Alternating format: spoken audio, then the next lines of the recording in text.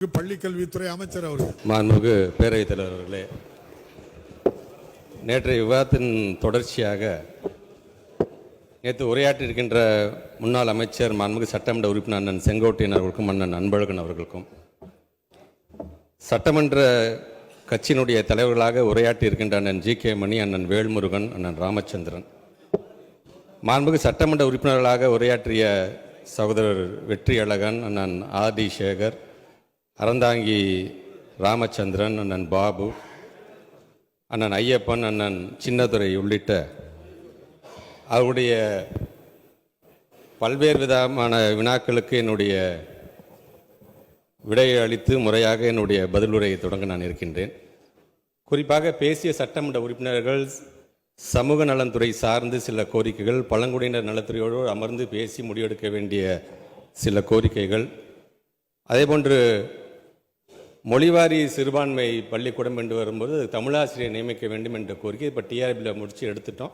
அந்த case release ஆகிடுச்சுன்னா கண்டிப்பாக அவர்களும் டெடிக்கேட்டடாக ஒவ்வொரு தமிழாசிரியர்களும் அங்கே நியமிக்கப்படுவார்கள். சாதி பெயரை பற்றியும் இங்கே பேசியிருக்கீர்கள். நம்முடைய நீதியரசர் சந்துரு அவர்களுடைய தலைமையில் ஒரு ஒன்மேன் கமிஷன் அங்கே போட்டு அதுக்கான அந்த பரிந்துரை இருந்து கொண்டிருக்கின்றது. அரசாங்கத்தினுடைய பரிந்துரைப்படி அதற்கான ஒரு முடிவும் எடுக்கப்படும். போக்சோ விழிப்புணர்வு கண்டிப்பாக இன்றைக்கு பல இடங்களில் அந்த போக்சோக்கான விழிப்புணர்வை நாம் ஏற்படுத்தி கொண்டிருக்கின்றோம். இங்கே உரையாற்றிருக்கின்ற சட்டமன்ற உறுப்பினர்கள் 1098 ஒவ்வொரு புத்தகத்திலும் இருக்க வேண்டும் என்று சொல்லியிருக்கார்கள். ஏற்கனவே ஒவ்வொரு புத்தகத்திலும் இருக்கின்றது. 1098 மட்டுமல்ல, 14417 என்கின்ற அந்த நபரும் அந்த ஒவ்வொரு புத்தகத்திலும் இருக்கிறது என்பதை நான் தெரிவித்துக் கொள்கின்றேன். கடினமான பாடங்களுக்கு நாம் தனியாக அதற்கென்று ஒரு வீடியோ பதிவோடு அந்த ஈஸியாக அது புரிகிற வண்ணம் இருக்க வேண்டும் என்ற கோரிக்கை ஏற்கனவே மணற்கேணி அப்படிங்கிற ஒரு செயலியை நாம் உருவாக்கி இருக்கின்றோம். கிட்டத்தட்ட அந்த மணற்கேணியில் மட்டும் பார்த்திங்கன்னா ஒரு 8,96,000 பேர் அந்த ஆப்பை இன்றைக்கி டவுன்லோட் பண்ணியிருக்கிறார்கள். தேர்வு மையங்களை பொறுத்த வரைக்கும் நேற்றே நம்முடைய மாண்புமிகு சட்டமன்ற உறுப்பினர் அண்ணன் செங்கோட்டையன் அவர்கள் கேட்டும் பொழுது நான் கூட சொன்னேன், நான் கிட்டத்தட்ட 50 + 70 10ஆம் வகுப்பும் 12ஆம் வகுப்பும் 120 நாங்கள் கொண்டு வந்திருக்கோம் என்று சொன்னோம்.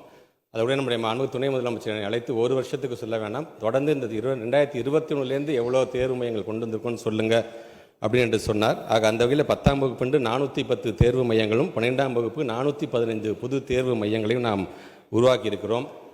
தனியார் பள்ளிகள் அந்த ஃபீஸ்க்கான தனியாக ஒரு கமிட்டி நம்ம போடும். ஏற்கனவே 2009 நம்முடைய முத்தமிழர் கலைஞர் காலத்திலே தனியார் பள்ளியோட அந்த கட்டணத்தை வரைமுறைப்படுத்துவதற்காக ஒரு ஃபீ கமிட்டி போட்டு, அது முன்னாள் நீதியரசர் தலைமையில் இன்றைக்கி பாலசுப்ரமணியன் என்கின்ற முன்னாள் நீதியரசர் தலைமையில் அந்த கமிட்டி இருக்குது. கமிட்டி நிர்ணயம் சொல்வதை தாண்டி யாரும் இப்போ அதிகப்படியாக வாங்கக்கூடாது என்கின்ற அந்த விதிமுறையும் இருக்கின்றது. அதே போன்று இங்கே பேசிய சின்னதுரை அவர்கள் இந்த லேப்டாப் அந்த டேப்லாம் எப்போ நீங்கள் கொடுக்க போகிறீங்க என்று சொன்னாங்க. இது நான் அதிமுக ஆட்சி காலத்திலே பார்த்திங்கன்னா ஒரு 2,30,000க்கும் மேற்பட்டிருக்கின்றவர்களுக்கு அதோடு நிறுத்திட்டாங்க கொடுக்க வேண்டியது. அதன் பிறகு கொரோனா காலம் இன்று பல்வேறு விதத்தில் அதற்கான பிரச்சனைகள் வந்தது என்று சொன்னாலும், நம்முடைய மாண்புமிகு தமிழ்நாட்டு முதலமைச்சரை பொறுத்து நீங்கள் லேப்டாப் அப்படிங்கிற ஒரு கருவி சார்ந்து பேசுகிறீங்க. அந்த கருவினி மூலமாக வழங்கப்பட வேண்டிய அறிவை பற்றி நாங்கள் பேசுகின்றோம். ஆக அதில் எந்த விதத்தில் நம்முடைய பிள்ளைங்களுக்கு அதர் கண்ட்ரீஸோடு நீங்கள் கம்பீட் பண்ணுற அளவு கிட்டத்தட்ட ஒரு 8,209 ஹைடெக் டாஸ். முன்னாடி high school and higher secondary schools தான் இருந்துச்சு. இன்றைக்கி மிடில் ஸ்கூல்லேயும் நம்முடைய தமிழ்நாட்டு முதலமைச்சர் எல்லா பிள்ளைகளும் பயன்படுகின்றவர்கள் 8,209 ஹைடெக் ஸ்லாப்ஸை ஏறத்தாழ பார்த்திங்கன்னா ஒரு 519 கோடி ரூபாய் மதிப்பீட்டில் கொண்டு வந்திருக்காங்க. இது மட்டுமல்ல, இந்த டெக்னாலஜி எப்படி கொண்டு போகிறோம்னா 22,931 ஸ்கூல்ஸில் ஏறத்தாழ ஒரு 415 கோடி ரூபாய் மதிப்பீட்டில் ஸ்மார்ட் போர்ட்ஸ் நீங்கள் எல்லாத்துமே கொண்டு வந்துட்டோம். நாங்கள் கிட்டத்தட்ட பார்த்திங்கன்னா அந்த லேப்டாப் என்று வரும்பொழுது கிட்டத்தட்ட நீங்கள் 8 லட்சம் மாணவர்கள் பயன்படுறதை பற்றி சொல்கிறீங்க. இந்த டெக்னாலஜி கிட்டத்தட்ட பார்த்திங்கன்னா 45 லட்சம் மாணவர்கள் பயன்படுறோம் நீங்கள் கொண்டு வந்துட்டோம். இருந்தாலும் அந்த லேப்டாப் என்று சொல்லும்போது பொருளாதார ரீதியாகவும் இன்றைக்கி நம்முடைய தமிழ்நாட்டு முதலமைச்சர் அது சார்ந்து தயாரிப்பு நிறுவனங்கள் சேர்ந்து அது ஒரு முடிவு எடுக்கப்படும் என்று சொன்னாலும், எந்த விதத்துலையுமே டெக்னாலஜி இதனால் இந்த பிள்ளைங்களுக்கு இந்த அறிவு கிடைக்காமல் போயிடக்கூடாது என்பதில் நாங்கள் ரொம்ப உன்னிப்பாக இருந்திருக்கிறோம் என்பதை இந்த நேரத்தில் நான் தெரிவிச்சுக்கிறேன். பிடி டீச்சர்ஸ் நிறையா நீங்கள் போடணும்னு நீங்கள் சொல்லியிருக்கீங்க. அது கிட்டத்தட்ட 250 பேருக்கு ஒருத்தரா 500 பேருக்கு ஒருத்தரா என்கின்ற விதத்தில் இன்றைக்கு அதையும் நாங்கள் இன்றைக்கி கலந்து ஆய்வு செய்திருக்கோம். அது முடிந்ததுக்கு பிறகு கண்டிப்பாக நீங்கள் சொல்கிற மாதிரி பிடி டீச்சர்ஸ் கண்டிப்பாக வழங்கப்படும் என்பதை நான் சொல்லிக்கிறேன். மாணவர் சட்டப்பேரவை அப்படிங்கிறது வேணும்னு சொல்லுங்கள். ஏற்கனவே மகிழ்முற்றம் அப்படிங்கிற ஒரு திட்டத்தின் மூலமாக இது ஏற்கனவே நம்ம நடைமுறைப்படுத்திட்டு இருக்கோம். ஏன்னா உங்களுக்கே தெரியும், ப்ரைவேட் ஸ்கூல்ஸில் தான் பார்த்தீங்கன்னா இந்த ஹவுஸ் கான்செப்ட் வச்சுருப்பாங்க. இப்போ நம்ம அரசு பள்ளியில் இந்த ஹவுஸ் கான்செப்ட் கொண்டு வந்து நீங்கள் சொல்கிற மாதிரியே அந்த மாணவர் சட்டப்பேரவை ஏற்கனவே நம்ம கடந்த ஆண்டே அதை நம்ம வந்து தொடங்கியிருக்கிறோம். தரம் உயர்த்துதலை பற்றி நிறைய பேர் கேள்வி கேட்டிருக்கீங்க. கண்டிப்பாக அந்த அறிவிப்பிலே அது வரும் என்பதை நான் சொல்லிக்கிறேன். கல்வி தொலைக்காட்சியை பற்றி அண்ணன் அவர்கள் எடுத்து சொன்னால், கல்வி தொலைக்காட்சி நாங்கள் இன்னும் சீரும் சிறப்பமாக கொண்டு போயிட்டுருக்கோம். அதனால தான் இன்றைக்கி இடத்துல பார்த்திங்கன்னா ஒரு 1,23,00,000 ஸ்டூடெண்ட்ஸ் இன்றைக்கி வந்து பயன்படுகின்ற அளவுக்கு அதில் இருக்கிற வீடியோ கண்டென்ட் நாங்கள் கொண்டு போய் சேர்க்கணும். அது ப்ரைவேட் ஸ்கூலை சார்ந்தவர்களும் அதை பயன்படுத்துகிற அளவுக்கு அதை நாங்கள் செய்து கொண்டிருக்கின்றோம். அண்ணன் அவர்கள் சொன்னாங்க, இது மாதிரி அரசு பள்ளியிலிருந்து மாணவர் சேர்க்கை வந்து கொஞ்சம் கம்மியாக இருக்குது என்று சொன்னீங்க. அது இயல்பான ஒரு சமூகம் இருக்கும் பொழுதும் கொரோனா போன்ற ஒரு பேரிடர் வந்ததுக்கு பிறகு ஒரு சமூகம் இருப்பதற்கும் நிறைய வேறுபாடுகள் இருக்கின்றது. ஆக அந்த விதத்தில் நீங்கள் 2019-2020 பார்த்தீங்கன்னா கிட்டத்தட்ட ஒரு 68 லட்சத்திற்கும் மேற்பட்டிருக்கின்ற மாணவ செல்வங்கள் அரசு பள்ளியிலும் அரசு உதவி பெறுகின்ற பள்ளியும் இருந்தார்கள். இன்றைக்கு அது கிட்டத்தட்ட 69,57,000 1,18,000 மாணவர்கள் கூடுதலாக வந்திருக்கிறார்கள். நடுப்புற 2021 அதிகமானதுக்கு காரணம் உங்களுக்கு தெரியும். கிராஃபே பார்த்தீங்கன்னா பொருளாதார ரீதியாகவும் எல்லா விதத்திலும் ஒரு ஏறி தான் இறங்கியிருக்கும். ஏன்னா வாழ்வாதாரம் பாதிக்கப்படும் போது ஒட்டுமொத்தமாக எல்லாரும் பிள்ளைங்கள் எங்கே போய் வந்து சேர்க்குறாங்கன்னா அரசு பள்ளியை நோக்கி வந்து தான் சேர்க்குறாங்க. பிறகு வாழ்வாதாரம் சீரழியும் போது எப்படியாச்சும் கடனுடன் வாங்கி தனியார் பிள்ளை சேர்க்கணும் அவர்கள் ஆசைப்படுறது அவருடைய விருப்பம். இது ஜனநாயக நாடு. எந்த பிள்ளை வேணால் எங்கே வேணால் படிக்கிறாங்கன்னா எங்களை பொறுத்த வரைக்கும் பிள்ளைங்க படிக்கணும், எஜுகேஷன் சிஸ்டத்தை விட்டு வெளியில் போயிடக்கூடாது என்கின்ற விதத்தில் அந்த பிள்ளைங்களையும் இன்றைக்கி நாங்கள் வந்து எங்களுடைய பிள்ளைகளாக தான் பார்த்து நாங்கள் அதை செய்து கொண்டிருக்கின்றோம். அதே மாதிரி அண்ணன் வேல்முருகன் வந்து ரொம்ப ஒரு நல்ல கருத்து சொன்னாங்க. இந்த ஜாங் எட்டல் அப்படிங்கிற ஒரு ஸ்மார்ட் ஃபோன் மூலமாக அடிக்ஷன் ஆகுது குழந்தைங்க. இடத்துல பார்த்தீங்கன்னா 54% பிள்ளைங்க ஸ்மார்ட். பிகாஸ் எங்கே ஆரம்பிக்குதுன்னு பார்த்தீங்கன்னா கொரோனா காலத்துல தான். எப்போ நீங்கள் ஆன்லைனு ஜூம் மூலமாக கூகுள் ஆப்பிள் மூலமாக பாடம் சொல்லி கொடுக்க ஆரம்பித்தோமோ அப்போலேருந்தே பார்த்தீங்கன்னா இந்த அடிக்ஷன் அவங்கள 54%. இது எங்கேருந்து இந்த ஷிஃப்ட் நடக்குதுன்னா 9ஆம் வகுப்பு படிக்கக்கூடிய மாணவர்கள் தான் இந்த அடிக்ஷனே ஆரம்பிக்குது. ஸோ அதற்கென்று தனியாக அவங்க சொன்னதையும் கருத்தில் வைத்துக்கொண்டு இந்த ஸ்மார்ட் ஃபோன், ஏன்னா 2 நாட்களுக்கு முன்பாக நம்முடைய மாண்புமிகு அமைச்சர் நான் பிடிஆரோட பேசும்போது ஆஸ்திரேலியா போன்ற இடத்துலாம் சோஷியல் மீடியாவுக்கு நிறையா தடைகள் வந்திருக்கு. 14 வயசு பிள்ளைங்கள் நம்மளும் செய்ய முடியாதா என்று சொன்னார்கள். இது ஒரு மாநிலம் சார்ந்து எடுக்கக்கூடிய முடிவு அல்லது ஒரு நாடு சார்ந்து எடுக்க வேண்டிய முடிவு என்று அவர் சொல்லியிருக்காரு. அதில் டெக்னாலஜிஸ் நிறையா அதில் இன்வால்வ் பண்ண வேண்டும். கண்டிப்பாக அதை நாங்கள் உற்று நோக்குவோம் என்று. ஏன்னா அரசாங்கத்துடைய கன்சர்ன் என்ன, மாண்புமிகு தமிழ்நாட்டு முதலமைச்சரோட கன்சர்ன் என்னங்கிறதை காட்ட வேண்டியது நம்முடைய மிகப்பெரிய ஒரு கட்டாயம் இருக்கின்றது. அதே போன்று தமிழ் லேர்னிங் ஆக்டை பற்றி பேசியிருக்கீங்க. இது கண்டிப்பாக எல்லா பள்ளிக்கூடத்திலும் வர வேண்டும் என்று உங்களுக்கே தெரியும். காகங்கள் அமர்கின்ற சிலைகளை நம்ம பார்த்துப்போம். மேகங்கள் அமர்கின்ற அளவுக்கான ஒரு மிகப்பெரிய 133 அடியில் வள்ளுவனுக்கு சிலை அமைத்து தந்தவர் நம்முடைய முத்தமிழ் கலைஞர்கள். வள்ளுவனை உயர்த்தி பிடிக்கிறோம் என்று சொன்னால் தமிழையும் நாங்கள் உயர்த்தி பிடிக்கிறோம் என்பதற்காக சொல்கிறேன். அந்த தமிழ் லேர்னிங் ஆக்ட் அப்படிங்கிறத வந்து 2000 உங்களுக்கே தெரியும், தனியார் பள்ளிகள் நிறைய வழக்குகள்லாம் போனாங்க. அதெல்லாம் மீறி 2015-16 1ஆம் வகுப்பு கண்டிப்பாக தமிழ் பாடம் இருக்க வேண்டும், 16-17 1, 2 கண்டிப்பாக இருக்க வேண்டும் என்று சொல்லி இன்றைக்கி 2025 10ஆம் வகுப்பு வரைக்கும் கண்டிப்பாக தமிழ் என்பது தமிழை தவிர்த்து விட்டு யாருமே படித்து விட முடியாது என்கிற அளவுக்கு அந்த ஆக்டை நாங்கள் வந்து இப்போ நாங்கள் இம்போஸ் பண்ணியிருக்கிறோம். நாங்கள் அதே போன்று 6 புதிய மாவட்டங்களுக்கு வந்து தேர்வு அலுவலகம் கண்டிப்பாக வேணும். உண்மைதான். அது கண்டிப்பாக இந்த புதியதாக தொடங்கப்பட்ட 6 மாவட்டங்களுக்கும் மிக விரைவாக இந்த ஆண்டே அதை தொடங்குவதற்கான அந்த ஏற்பாடுகளை நாங்கள் செய்வோம். அதே போன்று நம்முடைய அறந்தாங்கி ராமச்சந்திரன் பேசும்போது இந்த மாற்றுத்திறனாளிகள் சார்ந்திருக்கின்ற டிசார்டர்ஸ் சார்ந்திருக்கின்ற மாணவர்களுக்கு நம்ம அதிகப்படியாக கவனத்தை செலுத்த வேண்டும் என்று சொல்லுவோம். நேற்றே நான் சொன்னேன், நலம் நாடிங்கிற ஒரு ஆப் மூலமாக 21 விதமான டிசார்டர்ஸை கண்டுபிடிச்சி அந்த பிள்ளைங்களுக்கு தேவையான நம்ம வந்து செய்கிறோம். ஸோ ஒட்டுமொத்தமாக இந்த மாற்றுத்திறனாளிகள் என்று வரும்போது நம்முடைய மாண்பு தமிழ்நாட்டு முதலமைச்சர் கொண்டு வந்திருக்கின்ற தீர்மானத்திலேருந்தே நான் சொல்கிறேன். நான் இன்னைக்கு சஸ்டைனபிள் டெவலப்மெண்ட் கோல் மூலமாக 76.64% என்ரோல்மெண்ட் இருந்தாங்க. இன்றைக்கி 85.19% பிள்ளைங்களுக்கு நாம் வந்து இன்றைக்கி படிப்பு சொல்லுகின்ற அளவிற்கு அது உயர்ந்திருக்குது என்று நான் தெரிவித்துக் கொள்கின்றேன். அதே போன்று நூலகங்கள் வந்து தரம் உயர்த்தப்பட வேண்டும் என்று சொல்லியிருக்கீங்க. ஏற்கனவே நூலகம் சார்ந்தும் இன்றைக்கி பல அறிவிப்புகள் நாங்கள் வந்து கண்டிப்பாக நீங்கள் அனௌன்ஸ்மெண்ட்டில் பார்ப்பீங்கன்னு என்று சொல்லி மாண்புமிகு பேரவைத் தலைவர்களே, ஒருமை கண் தான் கட்ட கல்வி ஒருவருக்கு எழுமையும் ஏமா புடைத்து என்கின்ற வள்ளுவனுடைய வாக்கு இருக்குது. முத்தமிழறிஞர் கலைஞருடைய விளக்க உரை என்பது ஒரு தலைமுறையில் பெறுகின்ற கல்வி அறிவானது 7 தலைமுறைக்கும் பாதுகாப்பாக அமையும் என்கின்ற அந்த விளக்க உரையோடு கல்வியால் மக்களுக்கு சுயமரியாதையும் பாதுகாப்பும் அமைந்திட வேண்டும் என்று சொன்ன தந்தை பெரியார், போட்டியும் பொறாமையும் பொய் சிரிப்பும் இருக்கின்ற இந்த உலகில் நாம் நம்முடைய பாதையில் நேர்மையாக நடைபெறுவதற்கு நமக்கு துணையாக வருவது கல்வி மட்டுமே என்று சொன்ன பேரறிஞர் அண்ணா அவர்களை நான் வணங்குகின்றேன். பேரவைத் தலைவர்களே, வள்ளுவர் கோட்டம் கட்ட வேண்டும், வள்ளுவனுக்கு சிலை எடுக்க வேண்டும் என்று எந்த தமிழ் அறிஞர்களும் கோரிக்கை வைக்கவில்லை. கணினி என்பது முழுமையாக அனைவருக்கும் சென்று சேர்வதற்கு முன்பாக எங்களுக்கு ஒரு டைடல் பார்க் வேண்டும் என்று எந்த மாணவ சமுதாயமும் கொடி பிடிக்கவில்லை. தன்னுடைய பிள்ளையும் இலவசமாக பேருந்திலே பயணம் செய்து பள்ளிக்கூடம் சென்று பாடம் படிப்பான் என்று எந்த பெற்றோர்களும் நினைத்து பார்க்கவில்லை. ஒட்டுமொத்தமாக நுழைவுத் தேர்வு என்பதை ரத்து செய்யப்பட்டு தாம் பிள்ளைங்களும் மருத்துவர் ஆவார்கள் என்று எந்த கிராமப்புறத்தை சார்ந்திருக்கின்ற பெற்றோர்களும் நினைத்து பார்க்கவில்லை. கல்வி என்பது மேம்படுத்தப்பட்டு தங்களுடைய பிள்ளைகளும் அமெரிக்கா நாடு வரைக்கும் சென்று கை நிறைய சம்பாதிப்பார்கள் என்று எந்த கிராம பகுதியை சார்ந்திருக்கின்ற ஏழை பெற்றோர்களும் நினைத்து பார்க்கவில்லை. சென்னை என்பது ஆட்டோமொபைலுடைய நகரமாக மாற வேண்டும் என்று எந்த பொருளாதார நிபுணர்களும் சொல்லவில்லை. புதிதாக கண்டுபிடிப்பு, தொழில்நுட்ப கண்டுபிடிப்பு என்பது தமிழ்நாட்டில்தான் கண்டுபிடிக்கப்பட வேண்டும் என்று எந்த பொறியாளர்களும் சொல்லவில்லை. ஆனால் இவை அனைத்தும் நடந்தது. அதற்கு காரணம் ஒருவர். அவர்தான் அஞ்சுகத்தாய் பெத்தெடுத்த 5 அடி சிங்கம். கடவுளுக்கு கொடுத்து பக்தனாக இருப்பதை காட்டிலும் ஏழைக்கு கொடுத்து கடவுளாக இருந்துவிட்டு போகலாம் என்று சொன்னவர் அந்த மனிதர். பேரவைத் தலைவர்களே, ஒப்பனை பண்ணா யாரு வேணா ஹீரோ ஆகலாம், கற்பனை பண்ணா கூட என்னுடைய கலைஞர் ஆக முடியாது. அந்த கலைஞர் உறங்கின்ற திசை நோக்கி என்னுடைய வணக்கத்தை நான் தெரிவித்துக் கொள்கின்றேன். பேரவைத் தலைவர் அவர்களே, சங்ககால இலக்கியங்கள் 14 கீழ்கணக்கில் விளம்பி நாகனார் என்கின்ற புலவர் எழுதிய நான்மணி கடிகையில் ஒரு பாடல். ஏரி சிறிதாயின் நீர் ஊறும், இல்லத்து வாரி சிறிதாயின் பெண் ஊறும், மேலை தவம் சிறிதாயின் வினை ஊறும், ஊறும் உரன் சிறிதாயின் பகை. இந்த பாடலுடைய விளக்கம் என்பது, ஏரி சிறிதாக இருந்தால் நீர் வழிஞ்சு போயிடும், வீட்டில் வருமானம் குறைவாக இருந்தால் மனையால் வரம்பு கடந்து பேசுவாள், முன்ன செஞ்ச தவம் சிறிதாக இருந்தது என்று சொன்னால் வினை உறுத்தும், வீரம் குறைவாக இருந்தது என்று சொன்னால் பகைவர் வென்று விடுவர். ஆம், தமிழ்நாட்டில் வலிமை குறைந்தவர்கள்லாம் ஆட்சி செய்த பொழுது ஆதிக்க சக்தியும் அதிகாரமும் நம்முடைய மாநிலத்தின் மீது பாய்ந்து நம்முடைய உரிமைகள்லாம் பறிக்கின்ற அந்த செயலை நாம் பார்த்திருக்கின்றோம். ஆனால் இன்றைக்கு இந்த தமிழ்நாட்டை ஒரு அரசன் ஆளவில்லை, ஒரு வீரன் ஆளுகிறார்.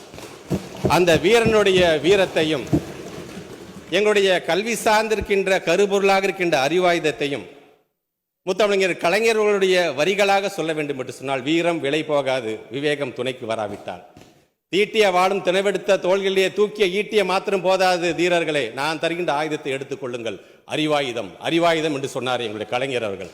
அவருடைய வரியாக ஒட்டுமொத்த தமிழ் சமுதாயத்தையும் இன்றைக்கு அறிவு சார்ந்த சமுதாயமாக மாற்றிக்கொண்டிருக்கின்றார். வீரனுக்கு வீரனாக, அரணுக்கு அரணாக, அரசனுக்கு அரசனாக என்னுடைய அரசியல் ஆசாக இருக்கின்ற மாண்புமிகு தமிழ்நாட்டு முதலமைச்சர் அவர்களுக்கு என்னுடைய வணக்கங்கள்.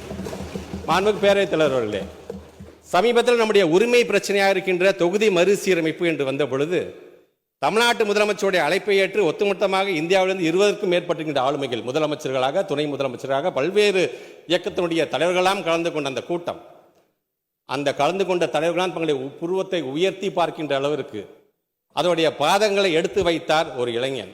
இன்றைய இளைய தலைமுறையின் ஒரு ஈர்ப்பு சக்தி. ஒரு கல்லை எடுத்தாருங்க, இவ்வளவு பேர் சட்டமன்றத்துக்கு வந்துட்டோம். ஒரு சொல்ல எடுத்தார், 40 பேரை நாடாளுமன்றத்துக்கு அனுப்பிச்சு வச்சிருக்கோம் நாங்கள். ஆக அப்படிப்பட்ட எங்களுடைய மாண்புமிகு துணை முதலமைச்சர் அவர்களுக்கு என்னுடைய வணக்கங்களை நான் தெரிவித்துக் கொள்கின்றேன். உனக்கு முன்னே செல்லும் தலைவனாக அல்ல, உன்னை முன்னால் தள்ளி பின்னால் வரக்கூடிய கோழையாகவும் நான் இருக்க மாட்டேன். உன் தோளோடு தோள் நின்று உன் உற்ற தோழனாக என்றும் உங்களில் ஒருவனாக வலம் வருவேன் என்று சொன்னது எங்கள் தலைவருடைய வார்த்தை. அந்த வார்த்தையை உறுதிப்படுத்துகின்ற அளவிற்கு இன்றைக்கு உறுதியான ஒரு உழைப்பை செலுத்திக் கொண்டிருக்கின்ற எங்களுடைய மாண்புமிகு அமைச்சர் பெருமக்கள் அனைவருக்கும், குறிப்பாக என்னுடைய அவையினுடைய முன்னவர், எங்களுடைய மாவட்டத்துடைய அமைச்சர் உள்ளிட்ட அனைத்து அமைச்சர் பெருமக்களுக்கும் என்னுடைய வணக்கங்களை நான் தெரிவித்துக் கொள்கின்றேன். பேரவைத் தலைவர்களே, இந்த அவையை ஒரு பேரவையாக பார்க்கும்பொழுது பள்ளிக்கல்வித்துறை அமைச்சராக இதை நான் ஒரு வகுப்பறையாக இதை நான் பார்க்கின்றேன். ஆம், உங்களுடைய அனுமதியோடு யாரையாலும் எழுந்து பேசுகிறார்கள், அவர்கள் ஆசிரியர்களாக மாறி போகிறார்கள், அமர்ந்து கேட்கக்கூடிய ஒவ்வொருவரும் மாணவர்களாக மாறி போகிறார்கள். அப்படி அந்த ஆசிரியர்களுக்கெல்லாம் ஆசிரியராக இருக்கின்ற எங்களுடைய சட்டப்பேரவை தலைவர்களே, உங்களுக்கும் என்னுடைய வணக்கத்தை நான் தெரிவித்துக் கொள்கின்றேன். மாண்புமிகு சட்டமன்றத்தினுடைய எதிர்க்கட்சி துணைத் தலைவர்களுக்கும், சட்டமன்றத்தினுடைய கட்சியினுடைய அனைத்து தலைவர்களுக்கும், எங்களுடைய கொறடாவர்களுக்கும், எதிர்க்கட்சி கொறடாவர்களுக்கும், இந்த அரங்கத்தில் இருக்கின்ற அனைவருக்கும் என்னுடைய வணக்கங்களை நான் தெரிவித்துக் கொள்கின்றேன். இதை ஒரு வகுப்பறை என்று சொல்லும் பொழுது லெனினுடைய கூற்று எனக்கு நினைவுக்கு வருகின்றது. அனைவரையும் நேசி, ஒரு சிலரை மட்டும் நம்பு, ஒருவரை மட்டும் பின்பற்று, ஆனால் ஒவ்வொருடம் வந்து கற்றுக்கொள் என்று சொன்னார்கள். இந்த அரங்கத்தில் இருக்கின்ற ஒவ்வொருடம் வந்து ஏதோ ஒரு விஷயத்தை கற்றுக்கொண்ட மாணவனாகத்தான் என்னை நான் கருதுகின்றேன். மாண்புமிகு பேரவைத் தலைவர்களே, 5வது முறையாக பேசுகின்ற ஒரு வாய்ப்பு எனக்கு கிடைத்திருக்கின்ற சொன்னால் அதுக்கு காரணம் ஒருவர். நான் உதயசூரியன் சின்னத்திலே போட்டியிடுவதற்கு எனக்கு வாய்ப்பை வழங்கி இருக்கின்ற எங்களுடைய கழகத்துடைய தலைவர், 2வது என்னுடைய மிகப்பெரிய குடும்பமாக இருக்கின்ற என்னுடைய திருவெம்பூர் தொகுதி மக்கள், அவர்கள் அனைவருக்கும் என்னுடைய நன்றியை அவருடைய பொற்பாதங்களில் நான் சமர்ப்பிக்கின்றேன். பேரவைத் தலைவர்களே, இந்த 5வது முறையாக நான் பேசுகின்ற இந்த வாய்ப்புக்கு முன்பாக ஏதேதோ காரணத்திற்காக எங்களுடைய மாணவ செல்வங்களோ, அவர்களுடைய பெற்றோர்களையோ, எங்களுடைய பெருமதிப்பிற்குரிய ஆசிரியர் பெருமக்களோ மறைந்து போயிருந்திருக்கலாம். அவர்கள் ஒவ்வொருவரையும் என்னுடைய இதயத்தில் நான் ஏந்தி என்னுடைய உரையை நான் தொடங்குகின்றேன். பேரவைத் தலைவர்களே, மாண்பு தமிழ்நாட்டு முதலமைச்சர் அவர்களுடைய அறிவுறுத்தலின்படி ஒரு நேர்த்தியான நிதிநிலை அறிக்கை, ஒரு வளர்ச்சியான வேளாண் நிதிநிலை அறிக்கையை வழங்கியிருக்கின்ற 2 அமைச்சர்களுக்கும் எங்களுடைய திருச்சி மாவட்டம், எங்களுடைய நாகை மாவட்டத்துடைய மக்களின் சார்பாகவும் மக்கள் பிரதிநிதிகளின் சார்பாகவும் என்னுடைய நன்றிகளை நான் தெரிவித்துக் கொள்கின்றேன். குறிப்பாக நாகை மாவட்டத்துடைய பொறுப்பு அமைச்சர் என்ற முறையில் ஏப்ரல் 15 என்பது எங்களுடைய 10ஆம் வகுப்பு மாணவருடைய தேர்வு நிறைவடைந்த நாள் என்று எடுத்துக்கொண்டாலும், பொறுப்பு அமைச்சர் என்ற முறையில் அன்றைக்கு தான் இந்த மீன்பிடி தடை காலம் தொடங்குகின்ற நாள். இதனால் வரைக்கும் எங்களுடைய மீனவ சமுதாய மக்களுக்கு 5000 ரூபாய் வழங்கிய தமிழ்நாட்டு முதலமைச்சர் இந்த ஆண்டு முதல் 8000 ரூபாய் அதை உயர்த்தி தந்திருக்கிறார். அவருக்கு அந்த மீனவ சமுதாய மக்களின் சார்பாக என்னுடைய நன்றிகளை நான் தெரிவித்துக் கொள்கின்றேன். பேரவைத் தலைவர்களே, மானிய கோரிக்கையில் கடந்த அதிமுக ஆட்சியில் ஏறத்தாழ பள்ளிக்கல்வித்துறைக்கென்று ஒதுக்கப்பட்ட நிதி 10 ஆண்டுகளில் 2,24,000 கோடி.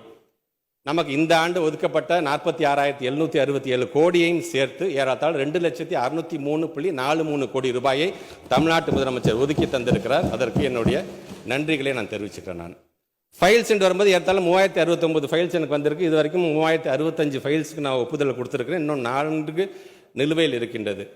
அனௌன்ஸ்மெண்ட் என்று வரும்போது ஏறத்தாழ எல்லா விதமான அனௌன்ஸ்மெண்ட்னு பார்த்தீங்கன்னா 168 அனௌன்ஸ்மெண்ட் வந்திருக்கு, 114 நடைமுறைப்படுத்தியிருக்கணும், 54 ஆன்கோயிங் ப்ராசஸ் அதெல்லாம் நடைமுறையில் இருக்கக்கூடிய அனௌன்ஸ்மெண்ட்டாக இன்றைக்கு அதையும் நாங்கள் செய்து கொண்டிருக்கோம். மேனிஃபெஸ்டோ, தேர்தல் வாக்குறுதி என்று வரும்போது ஏறத்தாழ 32 வகையான பள்ளிக்கல்வித்துறை சார்ந்திருக்கின்ற வாக்குறுதிகளை 24 நாங்கள் நிறைவேற்றியிருக்கின்றோம். 4க்கு அதற்கு தகுந்தாற்போல் தனியாக ஒரு குழுக்கள் அமைக்கப்பட்டு அதற்கான பணிகள் நடைபெற்றுக் கொண்டிருக்கின்றது. 2 வாக்குறுதிகள் நடைமுறைப்படுத்த வேண்டும். இப்படி ஒவ்வொரு விதத்திலும் வரும்போது நம்முடைய கட்மோஷன்ஸ், நம்முடைய வெட்டு தீர்மானங்கள் என்பது 214 வகையான வெட்டு தீர்மானங்கள். அதை பிரித்தோம் என்று சொன்னால் 52 வகையான வெட்டு தீர்மானங்கள்லாம் வந்திருக்கு. சரி, இவ்வளோ பணம் ஒதுக்கி இருக்கின்றோம், எத்தனை திட்டங்கள்லாம் கொண்டு வந்திருக்கும் என்று சொல்லும் பொழுது, இந்த திட்டங்கள்லாம் சார்ந்து தமிழ்நாட்டு முதலமைச்சருக்கு ஒரு மாணவனுடைய மடலாக இதை எப்படி சொல்லலாம் என்று சொன்னால், மாணவரின் மனசு, குறிப்பாக இந்த 2021 கொரோனா பாதிப்பை உணர்ந்து பயிற்சி பெற்ற ஆசிரியர்களை கொண்டு மனநலம் மற்றும் வாழ்வியல் திறன் பயிற்சிகளோடு எண்ணும் எழுத்துமாய் வாசிப்பு இயக்கமாய் எங்களுடைய இல்லம் தேடி வந்தது கல்வி. நம்ம ஸ்கூல் நம்ம ஊர் பள்ளி சென்று முதலமைச்சர் காலை உணவு அருந்தி எங்களுடைய அறிவுத்திறனை வளர்த்து கொள்ள வானவில் மன்றங்களும் மணற்கேணி செயல்களும் ஆங்கில வழி ஆய்வகங்களும் புதிதாய் நூலகங்களையும் நாங்கள் பெற்றோம். கோடி மகிழ்ந்திட, மலர்ச்சி பொங்கிட கோடை கொண்டாட்டங்களும் திறமையை காட்ட கலை திருவிழாக்களும், வெளிநாடு கல்வி சுற்றுலா வரைக்கும் சென்று கற்றது கைமண் அளவு கல்லாதது உலக அளவு என்று அறிந்தோம். மேலும் எங்களை ஊக்கப்படுத்துவதற்காக பள்ளி ஆண்டு விழாவாக இருந்தாலும் அது தகைசாயல் பள்ளிகள், அது மாதிரி பள்ளிகள், சிறார் திரைப்படங்கள், செஸ் ஒலிம்பியாட், சாரண இயக்கம், நம் நாட்டு வெளிநாட்டை சார்ந்திருக்கின்றவர்களெல்லாம் அழைத்து புத்தக திருவிழாக்கள், உயர் தொழில்நுட்ப ஆய்வகங்கள், திறனறி வகுப்பறைகள், பல திறனறி தேர்வுகள், ஒரு சிலருக்கு மட்டுமே ஐஐடி என்பதை மாற்றி அனைவருக்கும் ஐஐடி போன்ற திட்டங்கள், பாரதியார் பெயரில், அண்ணா பெயரில், பேராசிரியர் பெயரில், இப்படி ஒவ்வொருத்தருடைய பெயரிலும் விருதுகளை வழங்குவதற்கு எங்களுடைய மாணவ செல்வங்கள் அந்த ஆசிரியர் பெருமக்களோடு பயிற்சிகளை பெற்றார்கள். எங்களில் ஒருவராக இருக்கக்கூடிய மாற்றுத்திறனாளி மாணவர்களுக்கு வீடு சென்று கல்வியும் இயன்முறை மருத்துவம் சென்று சேர்ந்தது. இந்த திராவிட மாடல் ஆட்சியில் பெற்றோம் பல வழி கல்வி திட்டத்தை, கற்றோம் ஆசிரியர்களையும் பெற்றோர்களையும் மதித்து கொண்டாட தமிழ்நாட்டுடைய அரசு பள்ளி மாணவர்களாய் நான் முதல்வன், நாங்கள் புதுமை பெண்கள், நாங்கள் தமிழ் புதல்வன்கள் என்று என்றும் நாங்கள் கர்வம் கொள்வோம். இனி எங்கள் பள்ளிகள் வறுமையின் அடையாளம் அல்ல, எங்களின் பெருமையின் அடையாளம், இப்படிக்கு மாணவ சமுதாயம் என்று சொல்லுகின்ற அளவிற்கான திட்டங்கள். குறிப்பாக இந்த நான் முதல்வன் திட்டம் என்று வரும்பொழுது அந்த திட்டத்தை அவர் தமிழ்நாட்டு முதலமைச்சர் பிறந்தநாள் அன்றைக்கு தொடங்கி வைக்கும்போது அந்த அரங்கத்தில் நான் அமர்ந்தேன். அவர் ஆற்றிய உரையை நான் கேட்டேன். அவர் ஆற்றிய உரையில் நிறைவாக முடிவு செய்யும் போது அவர் சொல்றார், சில திட்டங்கள் சில வாரங்கள் பயன்படும், சில திட்டங்கள் சில மாதங்கள் பயன்படும், சில திட்டங்கள் சில ஆண்டுகள் பயன்படும், ஆனால் இந்த நான் முதல்வன் திட்டம் மட்டும் தலைமுறையாய் பயன்பெறும் என்று சொல்லிவிட்டு அவர் ஒன்று சொல்லுகிறார். 1/4 நூற்றாண்டு கடந்து, அரை நூற்றாண்டு கடந்து மு.க. ஸ்டாலின் என்கின்ற முதலமைச்சர் கொண்டு வந்த நான் முதல்வன் திட்டத்தின் மூலமாக நான் பயன்பட்டேன் என்று யாராவது ஒருவர் சொன்னாலே போதும், அதுவே எனக்கு மிகப்பெரிய பெருமை என்று அந்த உரையை நிகழ்த்தி செய்திருப்பார். மாண்புமிகு பேரவைத் தலைவர்களே, இந்த நான் முதல்வன் திட்டம் என்று வரும்பொழுது எங்களுடைய பள்ளிக்கல்வித்துறை சார் எனக்கான ஒரு மிகப்பெரிய ஒரு பெருமை. எங்களுடைய துறையில் ஒரு அசிஸ்டண்டாக பணியாற்றி கொண்டிருக்கின்ற தம்பி சங்கர பாண்டியராஜ் என்கின்ற மாணவன் யூபிஎஸ்சி தேர்வில் இன்னைக்கு தேர்ச்சி பெற்றிருக்கிறார். நேற்று நம்முடைய தமிழ்நாட்டு முதலமைச்சரை பார்த்து அந்த வாழ்த்துக்களையும் பெற்று இருக்கின்றார். அந்த மாணவனுடைய பெற்றோர்கள் ஒரு தையல் கலைஞர்கள். மாதம் 10,000 ரூபாய் வருமானம் வாங்க கூட தையல் கலைஞருடைய பிள்ளை யூபிஎஸ்சி இன்னைக்கு பாஸ் பண்ணியிருக்குன்னா இப்போ தெரியுதா நாங்கள் ஏன் என்இபி வேணான்னு சொல்கிறேன்னு தெரிகிறதா பேரவைத் தலைவர்களே? பேரவைத் தலைவர், உங்களுடைய அனுமதியோடு இந்த சிறிய காகிதத்தை தமிழ்நாட்டு முதலமைச்சருடைய கவனத்துக்கு நான் கொண்டு செல்கின்றேன். நம்முடைய மாண்புமிகு அமைச்சர் முத்துசாமி அவர்கள் ஒரு கூட்டத்திலே திருச்சியிலே பேச வரும்பொழுது அந்த கூட்டத்தில் இருந்த ஒரு பெரியவர் எனக்கு எழுதி கொடுத்தது. அதை வாங்கி பாக்கெட்டில் வச்சுட்டு நான் வீட்டுக்கு போயிட்டேன். எனக்கு பார்க்கல. நான் போகும்பொழுது அந்த காகிதத்தில் எழுதி இருந்தது, என்னோட தொகுதியை சார்ந்திருக்கின்ற ஒரு பெரியவர் எழுதியிருக்காரு, என்னுடைய பேர பிள்ளைங்க 2 பேர் நான் முதல்வன் திட்டத்தில் பயன்பட்டு இருக்காங்க, மு.க. ஸ்டாலினுக்கு நன்றி சொல்லி பேசுங்க என்று சொல்லியிருக்கிறார். அன்றைக்கு தவற விட்டேன் மக்கள் மன்றத்தில், இன்றைக்கு சட்டமன்றத்தில் நான் பதிய வைக்கிறேன் என்பதற்காக இதை நான் சொல்லுகின்றேன். பேரவைத் தலைவர்களே, இப்படி ஒவ்வொரு திட்டத்தையும் இன்றைக்கு பார்த்து பார்த்து செய்யக்கூடிய முதலமைச்சர். இன்றைக்கு நேற்று நம்ம உரையாற்றி இருக்கின்ற நம்முடைய சட்டமன்ற உறுப்பினர், நம்முடைய முன்னாள் அமைச்சர் அண்ணன் செங்கோட்டையன் சொல்லும் பொழுது அரசு ஊழியர்களை பற்றி பேசினாங்க, ஆசிரியர்களை பற்றி பேசினாங்க. பொதுவாக இந்த சமுதாயத்தில் அரசு ஊழியர்களை பற்றியும் குறிப்பாக எங்களுடைய ஆசிரியர்களை பற்றியும் பேசும்போது சில பேர் அவருடைய பலம் தெரியாமல் பேசிவிடுகிறார்கள். அது வேதனையாக இருக்கின்றது. எவ்வளோ தெரியுமா சம்பளம் வாங்குறாங்க அவங்க அப்படின்னு ரொம்ப ஈஸியாக பேசிவிட்டு போகிறார்கள். அதை முழுமையாக ஒரு சமூகத்தினுடைய பலம் என்பது எங்களுடைய அரசு ஊழியர்கள் என்பதை உணர்ந்தவர் எங்களுடைய முதலமைச்சர் கலைஞர் அவர்கள். எந்த ஆர்ப்பாட்டம் போராட்டம் நடந்தாலும் உடனடியாக ஒரு பொது சமூகத்தை அவங்களுக்கு எதிர்ப்பாக திருப்பி விட்டு அவளை கொச்சைப்படுத்துவது போல, இவங்க இது வாங்குறாங்க, இவங்கள்ட்ட என்ன கேடு வந்துச்சு, எதுக்கு இதெல்லாம் பண்ணுறாங்க என்று சொல்லும்போது வேதனையாக இருக்கின்றது. ஒரு நல்லா தெரிஞ்சுக்கோங்க, எங்கள் ஆசிரியர் பெருமக்களாக இருந்தாலும் சரி, எங்களுடைய மருத்துவர்கள், எங்களுடைய செவிலியர்களாக இருந்தாலும் சரி, ஏதாவது எங்களை போக்குவரத்து சார்ந்திருக்கின்ற ஓட்டுநர்களாக இருந்தாலும் சரி, இவங்களை ஆர்ப்பாட்டம் போராட்டம்லாம் முடிஞ்சதுக்கு அப்புறமேட்டு அதே டீச்சர்கிட்ட தான் போய் பிள்ளையை கொடுத்து எப்படியாச்சும் என் பிள்ளைய நல்லா படிக்க வச்சிருங்க, மருத்துவர் ஆக்கிடுங்க, இன்ஜினியர் ஆக்குங்கன்னு சொல்கிறீங்க. அதே டாக்டர்கிட்டையும் செவிலியர்கிட்ட தான் போய் எப்படியாச்சும் உயிரை காப்பாற்றுங்க என்று நீங்கள் சொல்லுகிறீர்கள். பேரிடர் காலம் என்று வந்த பொழுது எந்த வண்டி ஓடிச்சுன்னு எங்களுக்கு தெரியாது. ஆனால் எங்கள் அரசு போக்குவரத்து சார்ந்திருக்கிற ஓட்டுநரை நேரங்காலம் பார்க்காம அந்த வண்டியை ஓட்டி பயன்படுத்தாங்க என்று சொல்லும் பொழுது அந்த பலத்தை உணர்ந்தவர் எங்கள் முத்தமிழர் கலைஞர் அவர்கள். அரசு ஊழியர்கள் என்று சொன்னால் முதலாக ஏன் முத்தமிழர் கலைஞர் காலத்தில் குடும்ப பாதுகாப்பு திட்டம் கொண்டு வந்தது அவர் தாங்க. அரசு ஊழியர் நீ இறந்து போயிட்டியா, உனக்கு கருணை அடிப்படையில் நான் உனக்கு வேலை தரேன் என்று சொன்னவரே கலைஞர் தாங்க. அரசு ஊழியர்களாக இருந்தாலும் ஆசிரியராக இருந்தாலும் ஒவ்வொரு வாரிசுகளுக்கும் ஒரு ஹெல்த் கார்டு கொடுக்குன்னு சொன்னதே கலைஞர் தாங்க. எஸ்மா டெஸ்மான் 2001 2006 கொண்டு வந்து 1,74,000 பேர் ஒரே கையெழுத்து வெளியில் அமைச்சிக்கல. அவங்களை மீண்டும் 2006 2011 என்று வந்த பொழுது நம்முடைய முத்தமிழர் கலைஞர் அவர்கள் தான் மீண்டும் அப்போது இழந்த அந்த சலுகைகளை மீட்டு தந்தது மட்டுமல்லாமல் மீண்டும் அவங்களை வேலைக்கு எடுத்துக்கிட்டதுங்க. ஆக இப்படி ஒவ்வொன்றையும் இன்னைக்கு செய்தவர் நம்முடைய முத்தமிழர் கலைஞர் என்பதற்காக சொல்றேன். 10 வருஷம் நீ வேலை செஞ்சியா உனக்கு தேர்வு நிலை ஊதியம், 20 வருஷம் ஆயிடுச்சா உனக்கு சிறப்பு நிலை ஊதியம் உனக்கு. இப்படி ஒவ்வொன்றையும் பார்த்து பார்த்து செய்யக்கூடியவர் நம்முடைய தமிழ்நாட்டுடைய முதலமைச்சர். உங்களுக்கே தெரியும் இந்த ஆட்சி வந்த பொழுது எப்படி இருந்தது இந்த சமூகம். ஆனால் எல்லாரும் முகக்கவசத்தை அணிச்சுக்கோங்க எல்லாரும். ஏன் தமிழ்நாட்டோட முதலமைச்சர் தன்னையே ஒரு தூதுவராக அந்த முகக்கவசத்துடைய பயன் என்று அதை அழைச்சிக்கிட்டு ஒவ்வொரு இடத்துலையும் அதுக்கான விளம்பரத்தை இன்னைக்கு அவர் செய்திருக்காரு என்று சொல்வது நாட்டு மக்களை முதல்ல காப்பாற்றணும், அப்புறம் திட்டத்தை கொண்டு வரலாம் என்று சொன்னவர். அன்னைக்கு நிதிநிலை எப்படி இருந்தது, இன்னைக்கு 9.69% இன்னைக்கு மிகப்பெரிய உயரத்தை எட்டி இருக்கிறோமே, இந்த அளவுக்கு கொண்டு வந்திருக்காரு நம்ம தமிழ்நாட்டுடைய முதலமைச்சர். அதனால தான் அன்னைக்கு சொன்னவங்கலாம் அன்றைக்கு முகக்கவசமும் வம்சம் தான் நம்ம உயிரை காப்பாற்றுச்சு என்று பொதுமக்கள் சொல்கிற அளவுக்கு அதை செய்து காட்டியவர். இதையெல்லாம் கடந்து இன்னைக்கு ஒவ்வொரு சார் பணம் நிறைய இருந்துச்சுன்னா வாரி வழங்கக்கூடிய வல்லர் சார் எங்கள் முதலமைச்சர் அவர்கள். எல்லாத்துக்கும் வாரி வழங்க வேண்டும் என்று நினைக்கக்கூடிய முதலமைச்சர். ஒன்னே ஒன்று சொல்கிறேன், அரசு ஊழியர்களையோ அல்லது எங்களோட ஆசிரியர் பெருமக்களை பற்றியோ நீங்கள் சொல்லும் பொழுது பெத்த பிள்ளைய தூக்கி கொஞ்சம் போது நெஞ்சில் எட்டி வச்சுன்னா தூக்கி போட்ட மாட்டோம். நம்ம பிள்ளை நம்ம தான் அரவணைச்சுக்க வேண்டும். பல நேரத்தில் விமர்சனம் செய்தாலும் சரி, எங்கள் ஆசிரியர்களும் எங்களுடைய அரசு ஊழியர்களும் நாங்கள் செய்ய வேறு யார் சார் செய்ய போகிறார், இந்த நம்பிக்கை இன்றைக்கும் அவர்களுக்கு இருக்குது என்பதை இந்த நேரத்தில் நான் பதிவு செய்ய கடமைப்பட்டிருக்கின்றேன். துறை சார்ந்து இன்றைக்கு பல்வேறு குறிப்பாக இங்கே தொடக்க கல்வி என்று வரும்போது இது சொன்னேன், 1,56,290 பேர் இன்னைக்கு புதிதாக என்ரோல்மெண்ட் நாங்கள் கொண்டு வந்திருக்கிறோம் என்று நாங்கள் சொன்னோம்.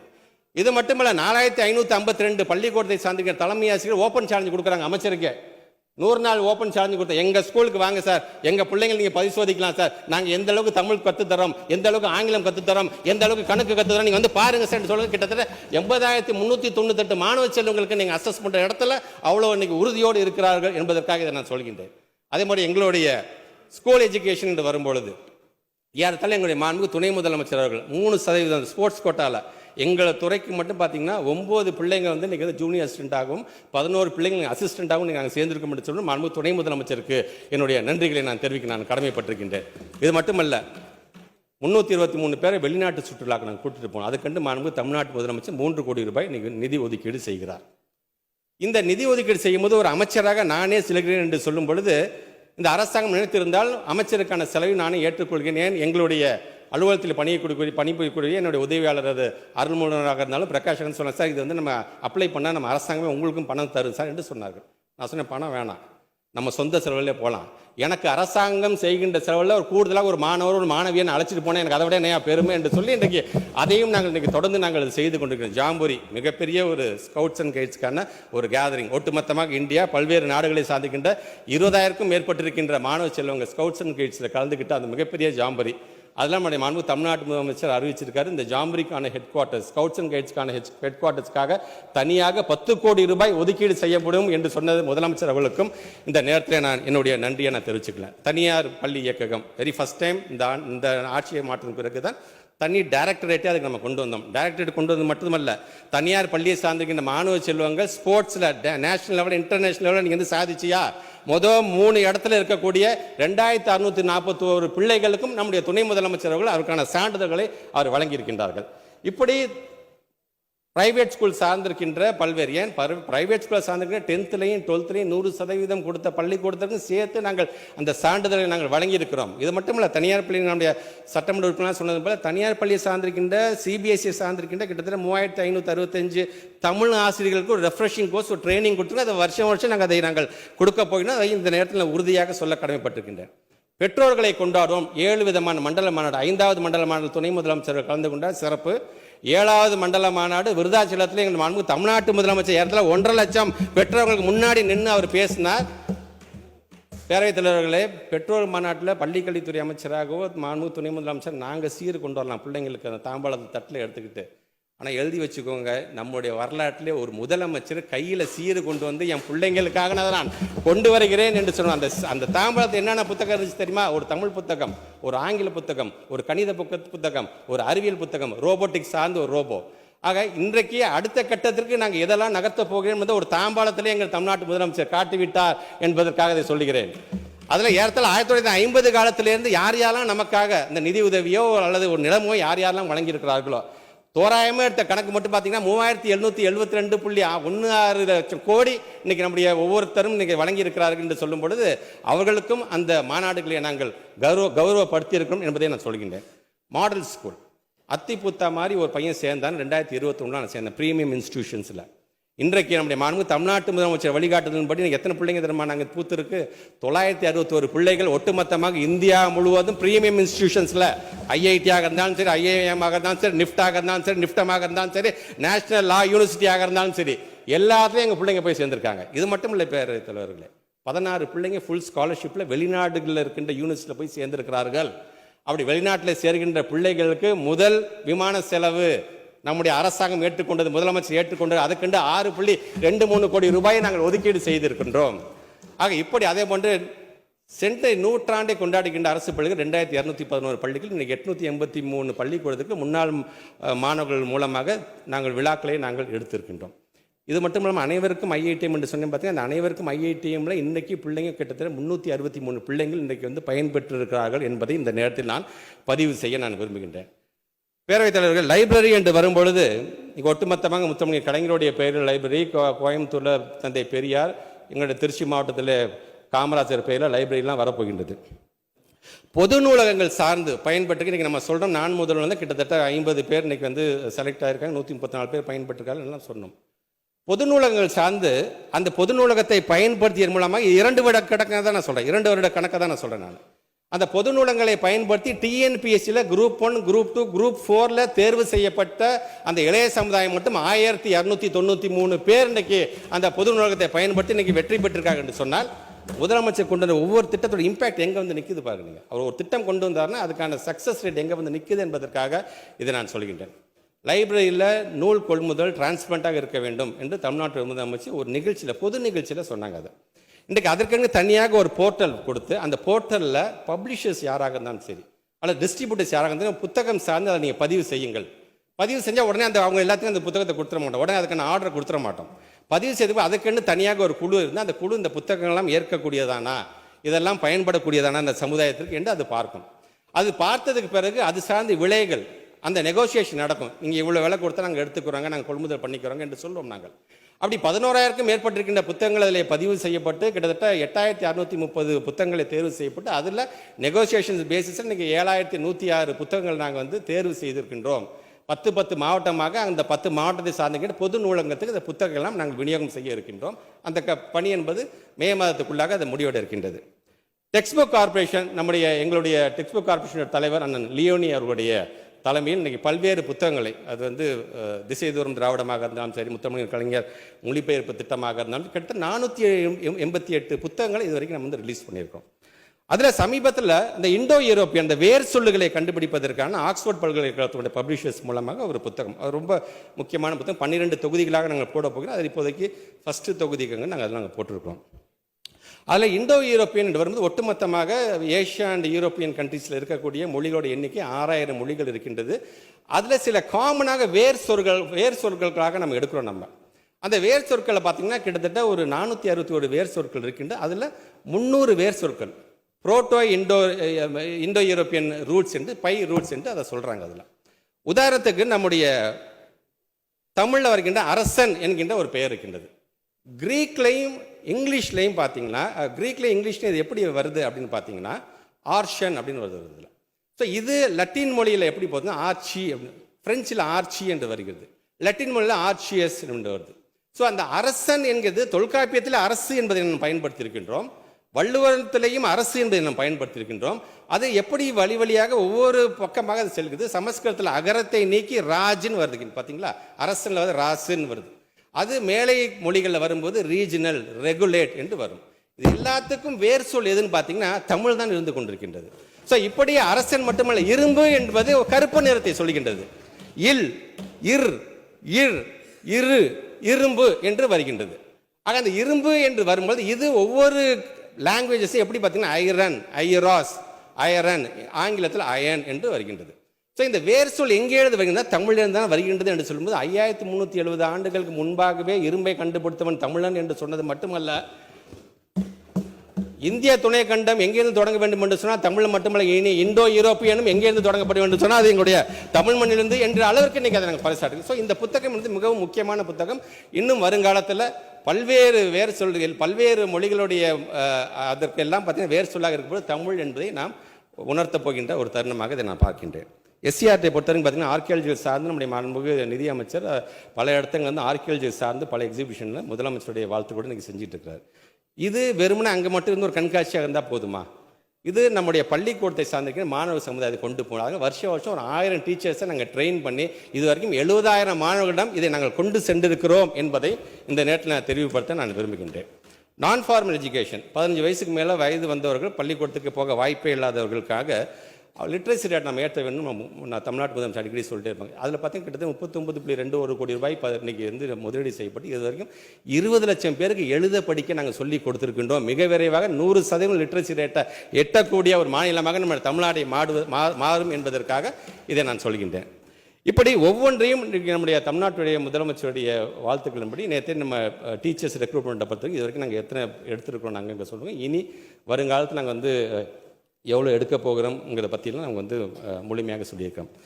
பேரத்தோட 2021 ஒரு 5 விதமான பேராமீட்டர் சொன்னேன் நான். ஒன்று ஆக்சஸை பற்றி நான் சொன்னேன், இன்னொன்று வந்து ஈக்விட்டியை பற்றி சொன்னேன், இன்னொன்று வந்து இன்ஃப்ராஸ்ட்ரக்சரை பற்றி சொன்னேன், இன்னொன்று கவர்னன்ஸ் ப்ராசஸை பற்றி பண்ணேன், இன்னொன்று வந்து அவுட்கம்மை பற்றி நான் பேசினேன்.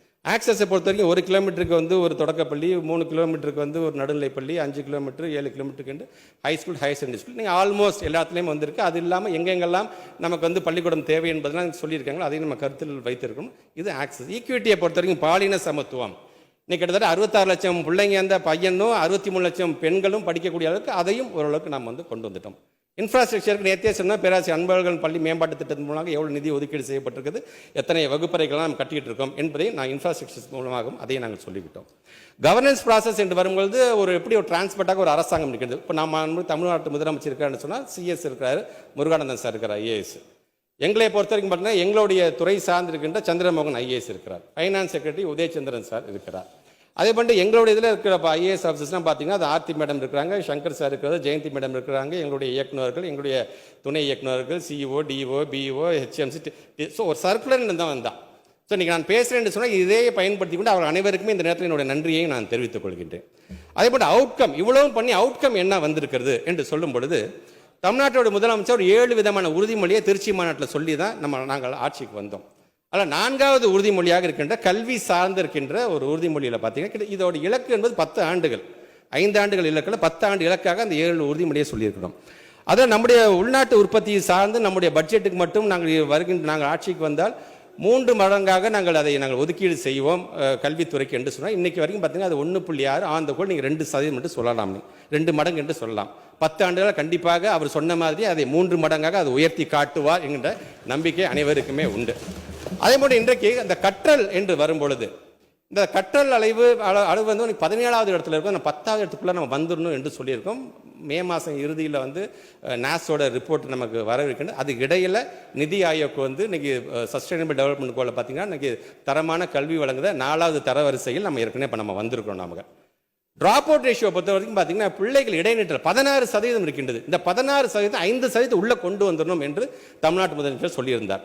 இன்றைக்கு இடைநிலை இன்னைக்கு எலிமெண்டரி ஸ்கூல் என்று வரும்பொழுது பார்த்தீங்கன்னா இடைநிலை இல்லாத ஒரு மாநிலமாக இருப்பது நம்முடைய தமிழ்நாடு என்ற பெயரை ஒன்றிய அரசு நம்மளை பாராட்டுகின்றது. இதில் ஹையர் செகண்டரி என்று வரும்பொழுது பார்த்தீங்கன்னா 7.7% இடைநிற்றல் இருக்கின்றது. அதையும் நாங்கள் சரி செய்வோம். நேஷனல் ஆவரேஜ் 14.1 இருக்குது. அதையும் நாங்கள் கொஞ்சம் கொஞ்சமாக குறைச்சிட்டு இருந்தோம். கண்டிப்பாக அதையும் நாங்கள் வந்து குறைப்போம் என்பதை நான் தெரியும். ஸோ இந்த மாதிரியான உறுதிமொழிகள் நாங்கள் சொல்கிறதுக்கு தகுந்தாப்பில் அதை நோக்கி இன்றைக்கு நம்முடைய மாண்பு தமிழ்நாட்டு முதலமைச்சர் ஒவ்வொரு விஷயத்தையும் இன்றைக்கி பார்த்து நாங்கள் செய்து கொண்டிருக்கின்றோம். மாண்பு பேரவைத் தலைவர்களே, நான் இத்தனை திட்டங்கள் எல்லாம் சொன்னேன். அதில் குறிப்பாக ஒரு முக்கியமான ஒரு திட்டம் இந்த அவுட்கம் லேர்னிங் அவுட்கமில் இப்போ எஸ்பிசியை பற்றி சொல்கிறேன். ஸ்டேட் பிளானிங் கமிஷன் ஒரு ரிப்போர்ட் கொடுக்க போகிறாங்க, நாஸ் ஒரு ரிப்போர்ட் கொடுக்க போகுது. இந்த ஸ்டேட் பிளானிங் கமிஷனோட ஏன் நாங்கள் ரொம்ப முக்கியமாக பார்க்கணும், அந்த ஸ்டேட் பிளானிங் கமிஷனோட ரிப்போர்ட்டை தான் நாடாளுமன்றத்திலே நம்மளுடைய மாண்புமிகு ஜனாதிபதி அவர்களை படித்து காமிச்சார். தமிழ்நாட்டை சார்ந்திருக்கிற எஸ்பிசி சொல்வது இந்த காலை உணவு திட்டத்தின் மூலமாக பிள்ளைகளுக்கு நினைவாற்றல் அதிகப்படுத்தப்பட்டு இருக்கின்றது, பள்ளிக்கூடத்துக்கு சரியான நேரத்துக்கு வருகிறார்கள், அவங்களால ஃபோக்கஸ் பண்ண முடிகிறது என்று சொல்லுகிறார்கள் என்று சொன்ன அந்த எஸ்பிசிக்காக நாங்கள் காத்துக்கிட்டு இருக்கோம். நல்ல விதத்தில், ஏன்னா எங்களுடைய பெருமதிப்புக்கு ஆசிரியர் மக்கள் மீது இருக்கின்ற நம்பிக்கையின் அடிப்படையில் சொல்கிறேன். நான் நல்ல விஷயத்தில் நல்ல விதமாகவே அந்த ரிசல்ட் வரும் என்பதை நான் தெரிவித்துக் கொள்கிறேன். இத்தனை திட்டங்கள் சொன்னாலும் பேரவைத் தலைவர்களே, இந்த சமூக சிக்ஷா அபியான் ஒட்டுமொத்தமாக இந்தியா முழுவதும் இன்றைக்கு பேசப்படுகின்ற ஒரு பொருள். இன்றைக்கி 2152 கோடி ரூபாய் இன்றைக்கி நமக்கு வழங்கப்படும் சமூக சிக்ஷா அபியான் ஒருங்கிணைந்த பள்ளி கல்வி திட்டத்தினுடைய அப்ஜெக்டிவே என்னென்னா, ஒரு பிள்ளை கூட கல்வி கற்காமல் போயிடக்கூடாது என்பது அவங்களோட அப்ஜெக்டிவே. ஆனால் அவங்க சொல்கிற அப்ஜெக்டிவுக்கு அவங்களே எப்படி அவங்க வந்து எதிர்மறையாக இருக்கிறார்கள் என்பதுக்கு நான் சொல்கிறேன். அந்த அப்ஜெக்டிவ்லாம் எனக்கு கவலை கிடையாது. நான் சொல்கிற கொள்கையை நீ ஏற்றுக்க என்று சொல்லி உன்னோட 43 லட்சம் பிள்ளைங்க எக்கெடுக்கட்டு போனால் எனக்கு என்ன, 32,298 ஆசிரியர் பணியாளர்கள் எப்படி போனால் எனக்கு என்ன, நான் சொல்கிற கொள்கை ஏற்றுக்க என்று சொல்லக்கூடிய அந்த மனப்பான்மையை தான் அந்த ஒன்றிய அரசு இருக்குது என்பதற்காக நான் சொல்கிறேன். சமூக சிக்ஷா அப்படிங்கிறது சாதாரண திட்டம் இல்லை. இன்றைக்கி நான் சொன்ன பார்த்தீங்கன்னா ஹைடெக் லேப்ஸ் நாங்கள் கொண்டு வந்திருக்கோம், ஸ்மார்ட் போர்ட் நாங்கள் கொண்டு வந்திருக்கோம், ஐடிஐக்கு 660 கோடி ரூபாய் செலவு செஞ்சு இன்றைக்கி 95 பிள்ளைங்களை வந்து இன்றைக்கி பயன்பெற்று இருக்கிறார்கள். வாசிப்பு இயக்கத்தில் நாங்கள் இவ்வளோ செலவு பண்ணியிருக்கிறோம். அதே போன்று எண்ணும் எழுத்தும் திட்டத்துக்கு 414 கோடி ரூபாய் நாங்கள் செலவு பண்ணியிருக்கோம். இப்படி வரிசையாக நாங்கள் அடிக்கடிக்கு நாங்கள் சொல்லிட்டு இருக்கோம். பார்த்தீங்களா, இதில் முத்தாய்ப்பான ஒரு திட்டம் என்பது பார்த்தீங்கன்னா ஆர்டி. பிள்ளைங்க எல்லா பிள்ளைங்க அரசு பள்ளியில் சேரணுக்குள்ள இல்லைங்க, தனியார் பிள்ளை என் பிள்ளைய நான் சேர்க்கணுங்க, நான் ஒரு வீக்கர் செக்ஷனுங்க, ஏன் என் பிள்ளை தனியார் பள்ளியில் படிக்கக்கூடாதான்னு நினைக்கிறவங்களும் 25% ஒதுக்குறாங்க. பார்த்தீங்களா, அது யாரோட டைரக்ஷன் அந்த ஆக்ட் வந்துச்சுன்னா சுப்ரீம் கோர்ட்டோட டைரக்ஷன் வந்து அந்த ஆக்டுக்கே எதிர்மாறாக இன்னைக்கு நாங்கள் பணத்தை தரமாட்டோம் என்று சொல்லும்போது தமிழ்நாட்டு முதலமைச்சர் சொல்றார், நீ சொல்ற கொள்கையை ஏற்றுக்கிட்டு நான் கொடுக்கணும் அவசியம் கிடையாது, நீ 10,000 கோடி கொடுத்தாங்க தேவையில்லை என்று தமிழ்நாட்டு முதலமைச்சர். ஆனால் இந்த சட்டமன்றத்தில் சொல்ற 2152 கோடியை ஒரு மாநில அரசு ஏற்றுக்கொள்கிறது, பெருமை வாய்ந்தது, எங்கள் முதலமைச்சர் நாங்கள் பாராட்டுகிறோம் என்று சொன்னாலும் அந்த பணம் நம்மளுடைய பணம். இங்கே இருக்கின்ற ஒவ்வொரு சட்டமன்ற உறுப்பினருடைய தொகுதியிலே நீங்கள் பணியாற்றிட்டு இருக்காங்க பார்த்தீங்களா, ஒவ்வொரு பொதுமக்களுடைய பணம் அது. திருப்பியும் சொல்கிறேன், இந்த சட்டமன்றத்திலிருந்து அந்த யூனியன் மினிஸ்டர் கிட்ட எங்களோட பணத்தை தயவு செய்து கொடுத்து விடுங்கள், இது உங்களுடைய பணம் இல்லை, எங்களுடைய உழைப்பின் மூலமாக வந்த பணம் என்பதை நான் பதிவு செய்கிறேன். எங்களுக்கு 2152 பெருந்தன்மை நாங்கள் ஏற்றுக்கொண்டாலும் இழப்பு தானே, நிதி நெருக்கடி தானே. ஆக அதைத்தான் நாங்கள் ஒன்றிய அரசு நான் கேட்குறோம். ஆனால் தமிழ்நாட்டுடைய முதலமைச்சர் எப்படி நிர்வகிக்கிறாரு பாருங்க. ஒரு பறவையை தேனிக்கிட்ட போய் கேட்டுச்சான், தேனி கஷ்டப்பட்டு உழைக்கிற, கஷ்டப்பட்டு இந்த தேனெல்லாம் தயாரிக்கிற, ஆனால் கஷ்டம் அது ஒரு மனிதன் களவாடிட்டு போனேன்னு வருத்தம் இல்லையா என்று கேட்டபோது அந்த தேனி சொன்னிச்சான், அந்த மனிதனால் நான் தயாரித்து வச்ச தேனை தான் களவாட முடியும், தேன் தயாரிக்க என்னுடைய திறமையை அவனால் தயாரிக்க முடியாது என்று சொன்னாராம். அதுபோன்ற முத்தமிழர் கலைஞரிடம் பெற்ற அந்த நிர்வாக திறமையின் மூலமாக இன்னைக்கு எவ்வளோ நிதி நெருக்கடி இருந்தாலும் இத்தனை திட்டத்தையும் நிறுத்தாதா சார். அந்த ஒரு திட்டத்தில் செல்ஃப் டிஃபென்ஸ் ஒரு திட்டம் இருக்குது சார். 6ஆம் வகுப்புலேருந்து 10ஆம் வகுப்பு வரைக்கும் படிக்கக்கூடிய பெண் பிள்ளைங்கள் தங்களை தற்காத்து கொள்வதற்காக கராத்தேவாக இருந்தாலும் சரி, ஜூடா, கிட்டத்தட்ட 19 கோடி நாங்கள் செலவு செய்கிறோம். நாங்கள் அதில் 13 லட்சம் பிள்ளைகள் மாணவிகள் அதில் பயன்பெறுகிறார்கள். அந்த திட்டத்தை நிறுத்துறாங்க சார். ஸோ இது சார்ந்து எங்களுக்கான அந்த நிதியை வழங்க வேண்டும் என்று தமிழ்நாட்டுடைய முதலமைச்சர் சொல்கிறேன். சார் ஆன் த நட்ஷல் நான் சொல்கிறேன். இந்த NEP-யை பொறுத்த வரைக்கும் நான் ஒரு புத்தகம் எழுதிட்டு இருக்கேன். நம்ம தமிழ்நாட்டு முதலமைச்சர் மிக விரைவாக அதை வெளியிட இருக்கின்றார்கள். அதில் நான் அதிகமாக சொல்கின்றேன். ஒன்றே ஒன்று தான், ஒரு மேத்தமேட்டிக்ஸ் டெரிவேஷன் நம்ம எல்லாத்துக்குமே தெரியும். ஒரு மேக்ஸ் ஒரு ஈக்குவேஷன் நம்ம டிரைவ் பண்ணுறோம்னு சொன்னால் left hand side is equal to right hand side, hence proved என்று சொல்கிறோம். So LHS is equal to RHS என்று நம்ம சொல்கிறோம். ஆனால் ஒன்றிய அரசு என்ன சொல்லுது? LHS is equal to RHS தூக்கி போட்டு on the whole the education should be RSS சொல்கிறாங்க. பார்த்தீங்களா? அதை எங்களால் ஏற்றுக்கொள்ள முடியவில்லை என்பதற்காக தான் நாங்கள் மறுக்கிறோம். நாங்கள் ஆக இன்னைக்கு தமிழ்நாட்டு முதலமைச்சர் ஆசிரியர்கள் சார்ந்து இன்னைக்கு சொல்றாங்க. பார்த்தீங்களா? NEP என்பது வெறும் மொழி சார்ந்திருக்கின்ற பிள்ளைகளுக்கு பாடம் சொல்றது மட்டும் இல்லை சார். அந்த NEP-ல எங்களுடைய ஆசிரியர்களை வஞ்சிக்கக்கூடிய பல சரத்துகள் இருக்கின்றது. ஆசிரியர்கள் எப்போ வேணா நீ வேலைக்கு எடுக்கலாம், எப்போ வேணா நீ தூக்கி போடலாம், தலைமை ஆசிரியர் சொன்னால் மட்டும்தான் அவனுக்கு ப்ரொமோஷன் கிடைக்கும், அந்த ஆசிரியர்களுக்கு ஊதியம் கிடைக்கும் என்று சொல்கின்ற அளவுக்கு இருக்கின்றது. ஆக இதெல்லாம் சேர்த்து தான் தமிழ்நாட்டு முதலமைச்சர் அதை எதிர்க்கிறார் என்பதற்காகத்தான் இதையெல்லாம் நான் சொல்கிறேன். பேரத்தலைவர்களே, வெரி ஃபர்ஸ்ட் டைம் ஒரு பட்ஜெட் வரும்போது, நிதிநிலை அறிக்கை என்று வரும்போது ஸ்டேக் ஹோல்டர்ஸ் கூப்பிட்டு வச்சு ப்ரீ பட்ஜெட்டிங் மீட்டிங் நடத்தி பண்ணுறாங்க. வேளாண் பட்ஜெட் என்று வரும்போது விவசாய சங்கத்தெல்லாம் அழைத்து ஒரு பட்ஜெட் போட்டு அவங்களை கருத்துக்களை சொன்னார். வெரி ஃபர்ஸ்ட் டைம் தமிழ்நாட்டு முதலமைச்சர் சொன்னால், ஏன் இது மாதிரி ஸ்டூடெண்ட்ஸ்கிட்ட பேசி நீ ஒன்று அனௌன்ஸ்மெண்ட் பண்ணா என்ன என்று சொன்னார். அதனால தான் ஒரு மாதத்துக்கு முன்பாக ஒட்டுமொத்தமாக தமிழ்நாட்டு ஒரு 1500 மாணவர்களை வரவழைத்து அவங்களும் உரையாடி அதன் மூலமாக சில அனௌன்ஸ்மெண்ட் அன்றைக்கி நான் அறிவிக்க இருக்கின்றேன் என்பதை இந்த நேரத்தில் நான் தெரிவிச்சுக்கிறேன். இதில் 234 தொகுதிகளுக்கும் நேரடியாக நான் சென்றிருக்கின்றேன். 77 வகையான காம்பவுண்ட்ஸ் நாங்கள் இன்ஸ்பெக்ஷன் நாங்கள் பண்ணியிருக்கிறோம். அதில் இன்றைக்கி நம்முடைய மாண்புமிகு சட்டமன்ற உறுப்பினர் அனைவருக்கும் என்னுடைய கருத்துக்கள் நாங்கள் என்னென்ன போய் பார்த்துருக்கேன் எல்லாத்தையும் நான் தொலைபேசியில் தொடர்பு கொண்டு நான் சொல்லிட்டு தான் போயிருக்கேன். இன்க்ளூடிங் நம்முடைய மாண்புமிகு எதிர்க்கட்சி தலைவர் முதற்கொண்டு எல்லாத்தையும் தொலைபேசியில் தொடர்பு கொண்டு இந்த மாதிரி நான் ஆய்வு பண்ணியிருக்கேன். இதெல்லாம் இருந்துருக்கு, இந்த ஃபைண்டிங்ஸ் இருக்குது, இதெல்லாம் சரி செஞ்சு தரேன் என்று தான் நான் சொல்லியிருக்கேன். 234 பேருக்கும் என்னென்ன கட்டடங்கள் இருக்கிறதுங்கிறது நான் ஒரு லெட்டராகவே எல்லாத்துக்குமே நான் அனுப்பிச்சிருக்கேன். நான் அந்த 234 தொகுதிகளில் நான் பயணம் செய்யும்போது என்னால் மறக்க முடியாது நாமக்கல்லில் இருக்கின்ற மல்லசமுத்திரம் என்கின்ற ஒரு பகுதியில் இருக்கின்ற ஒன்றிய தொடக்கப்பள்ளி. அங்கே போகும்போது அந்த மல்லசமுத்திரத்தில் பார்த்தீங்கன்னா தொடக்கப்பள்ளி கீழே அரிஜன் காலனி என்று இருந்தது.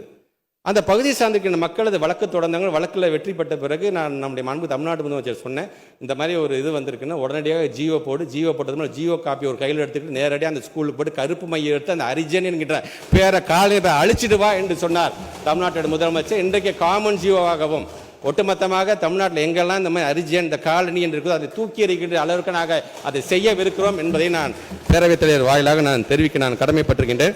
மாண்புமிகு பேரவைத் தலைவர் அவர்களே, மிகுந்த ஒரு கனத்த இதயத்தோடும் வருத்தத்தோடுமே நான் சொல்கின்றேன்.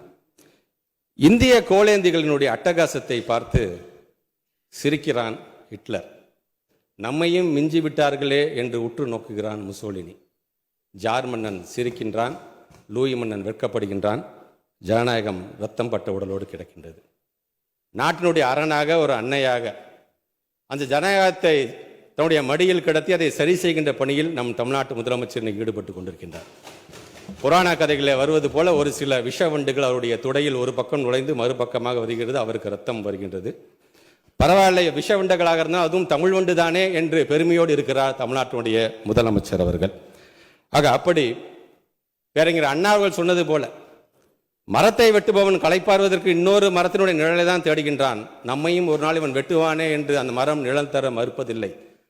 அதுபோன்று நம்முடைய தமிழ்நாட்டோட முதலமைச்சர் தன்னை வஞ்சிப்பவர்கள் யாராக இருந்தாலும் சரி, தன்னை விமர்சனம் செய்வர்கள் யாராக இருந்தாலும் சரி, தனக்கு இடையூறு செய்பவர்கள் யாராக இருந்தாலும் சரி, அவர்களுக்கெல்லாம் அன்பை மட்டுமே மீண்டும் பரிசாக அவர் வழங்கி கொண்டிருக்கின்றார். அந்த அன்பு உள்ளம் அடுத்த ஆண்டு தேர்தல் முடிந்த பிறகு இந்த நாட்டையும் நாட்டு மக்களின் உள்ளத்தையும் ஆளும் என்பதை தெரிவித்து, அந்த அன்பு உள்ளத்தினுடைய வயது 72, அதில் இருக்கின்ற 7 என்பது அடுத்த ஆண்டு தேர்தல் முடிந்த பிறகு 7வது முறையாக திராவிட முன்னேற்ற கழகமே ஆட்சி பொறுப்பில் இருக்கும்.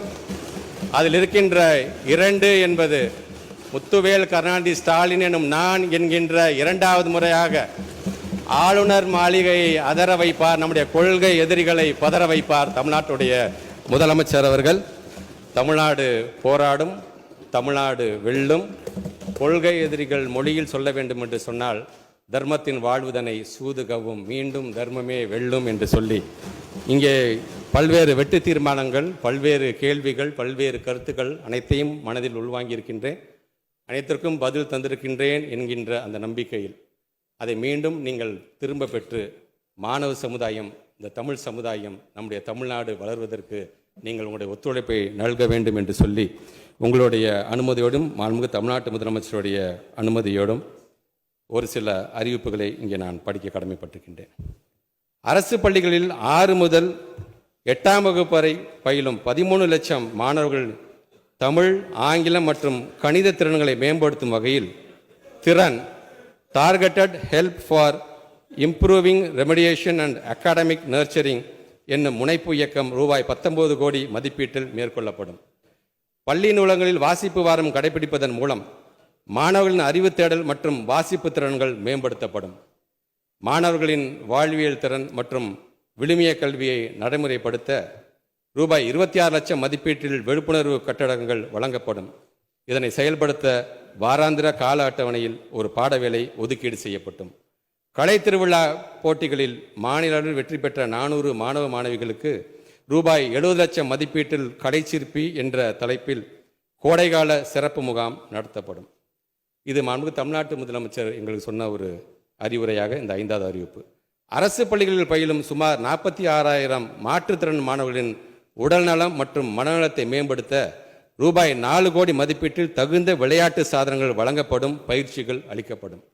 வேலைவாய்ப்பு மற்றும் பயிற்சித்துறையின் தொழிற்பயிற்சி ஆய்வகங்கள் மூலம் 12,000 மாணவர்களுக்கு ரூபாய் 13 கோடி மதிப்பீட்டில் திறன் பயிற்சி அளிக்கப்படும். அரசு பொதுத் தேர்வுகளில் 10 மற்றும் 12ஆம் வகுப்பில் 100% தேர்ச்சியை பெற்றுத்தரும் அரசு பள்ளிகளுக்கும் அரசு பள்ளி ஆசிரியர்களுக்கும் பாராட்டு சான்றிதழ் வழங்கப்படும். சர்வதேச, தேசிய மற்றும் மாநில அளவிலான விளையாட்டுப் போட்டிகளில் வெற்றி பெற்ற தனியார் சுயநிதி பள்ளி மாணவர்கள் 2300 பேருக்கு ரூபாய் 4.6 லட்சம் மதிப்பீட்டில் பாராட்டு சான்றிதழ் மற்றும் கேடயம் வழங்கப்படும். ஏற்கனவே நம்முடைய அரசு பள்ளியை சார்ந்திருக்கின்ற மாணவர்களுக்கு 12.5 கோடி ரூபாய் செலவில் ஏற்கனவே நாம் வழங்கி கொண்டிருக்கின்றோம். இனி தனியார் பள்ளியை சார்ந்திருக்கின்ற மாணவ செல்வங்களுக்கும் அது வழங்கப்படும்.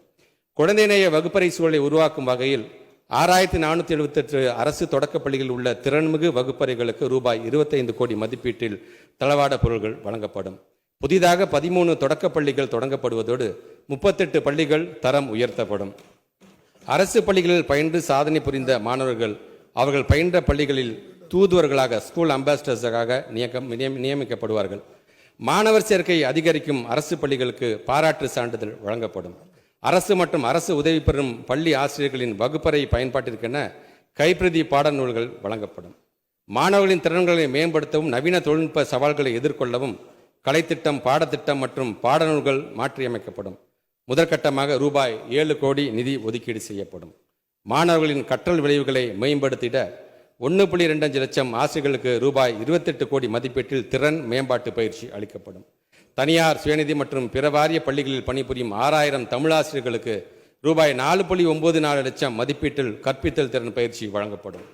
தனியார் சுயநிதி பள்ளிகளில் பணிபுரியும் 90,000 ஆசிரியர்கள் மற்றும் ஆசிரியர் அல்லாத பணியாளர்களுக்கு 4.94 லட்சம் மதிப்பீட்டில் போக்சோ சட்டம் குறித்த விழிப்புணர்வு பயிற்சி வழங்கப்படும்.